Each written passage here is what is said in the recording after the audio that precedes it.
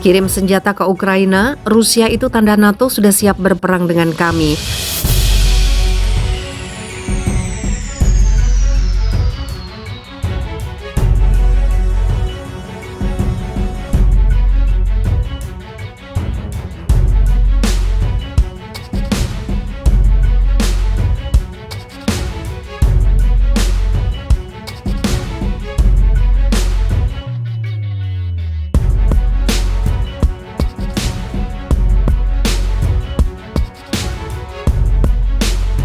Pengiriman persenjataan Barat ke Ukraina berarti aliansi NATO pada dasarnya terlibat dalam perang dengan Rusia. Hal ini disampaikan oleh Menteri Luar Negeri Rusia, Sergei Lavrov. Senjata itu akan menjadi target yang sah bagi militer Rusia yang bertindak dalam konteks operasi khusus, kata Lavrov seperti disadur dari Reuters. Fasilitas penyimpanan di Ukraina Barat telah menjadi sasaran lebih dari sekali oleh pasukan Rusia. Bagaimana mungkin tidak? NATO pada dasarnya terlibat dalam perang melawan Rusia melalui negara lain dan mempersenjatai negara itu. Perang berarti perang.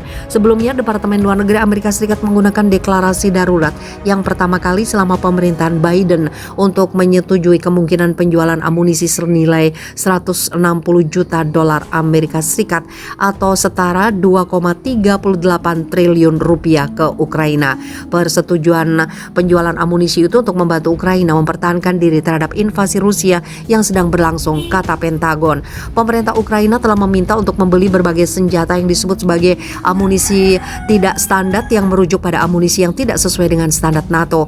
Pentagon mengatakan paket itu dapat mencakup amunisi artileri untuk howitzer, tank, dan peluncur granat seperti peluru 152 mm untuk 2A36 Gietzin, peluru 152 mm untuk meriam D20, FOG-17 untuk peluncur granat otomatis, AGS-17 amunisi 125 mm, HE untuk peluru T-72 dan 152 mm untuk 2A65 MSTA.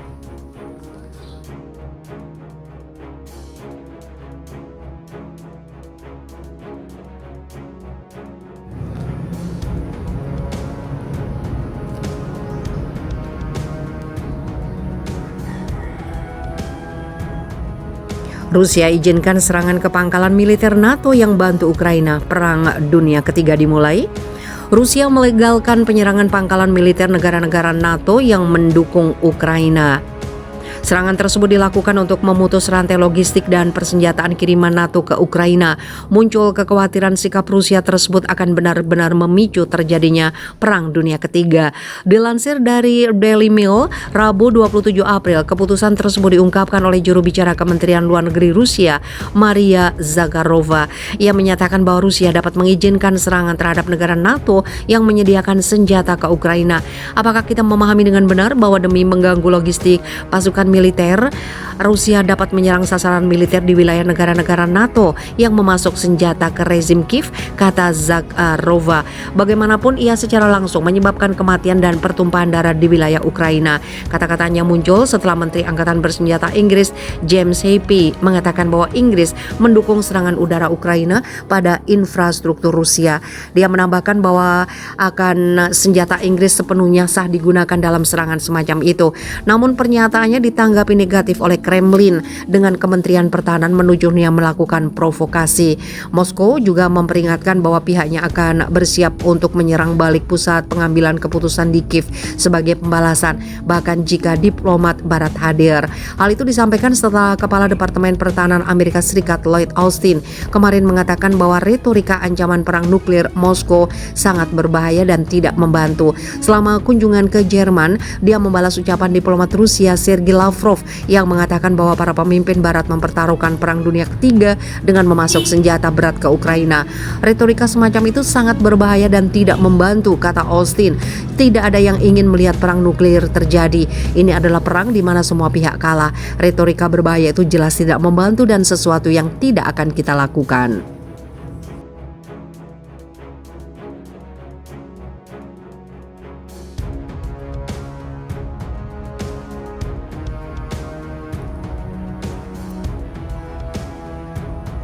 Rusia sebut bahaya Perang Dunia III nyata, sindir Zelensky, aktor bagus. Menteri Luar Negeri Rusia Sergei Lavrov memperingatkan bahwa bahaya dari Perang Dunia Ketiga ini nyata. Komentarnya muncul ketika negara-negara barat terus memasuk senjata ke Kiev yang sedang berperang dengan Moskow. Bahayanya serius, ini nyata. Anda tidak bisa meremehkannya, kata Lavrov kepada kantor berita Interfax yang dilansir Selasa. Tentang perang yang sedang berlangsung di Ukraina, dia yakin bahwa semuanya akan selesai dengan penandatanganan kesepakatan. Tetapi parameter kesepakatan ini akan ditentukan oleh keadaan pertempuran yang akan terjadi pada saat kesepakatan itu menjadi kenyataan. Lebih lanjut, diplomat top Moskow ini mengkritik pendekatan Kiev terhadap pembicaraan tersebut. Niat baik memiliki batasnya, tetapi jika tidak timbal balik itu tidak membantu proses negosiasi. Tetapi kami terus terlibat dalam negosiasi dengan tim yang didelegasikan oleh Presiden Ukraina Volodymyr Zelensky dan kontak ini akan terus berlanjut. Tetapi Lavrov menuduh Zelensky yang merupakan mantan komedian berpura-pura untuk bernegosiasi. Dia aktor yang bagus, sindir Lavrov. Jika Anda memperhatikan dengan seksama dan membaca dengan seksama apa yang dia katakan, Anda akan menemukan 1000 kontradiksi.